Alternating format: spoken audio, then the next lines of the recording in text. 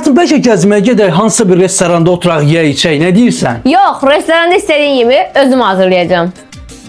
İlk olaraq kartofları bol yağda qızardırıq. Ayrı tavada doğradığımız toyuqları qızardırıq. Ətimiz də artıq qızardı. İndi isə ilk öncə soğanını, daha sonra isə biberlərini əlavə edib qovururuq.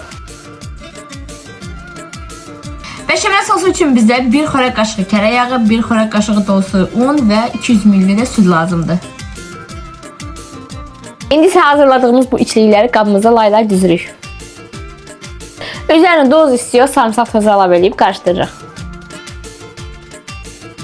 Sonunda hazırladığımız beşamel sosu üzərinə əlavə edib pendir sərpirik və əvvəlcədən 180 dərəcə qızdırılmış sobaya pişməyə göndəririk.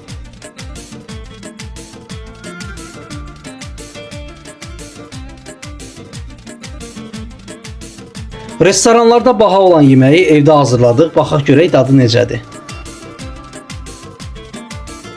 Açığı xoşuma gəldi. Gedib 45 manata oturub restoranda bu boyda porsiya verməkdənsə evdə hazırlamaq ən yaxşısıdır valla.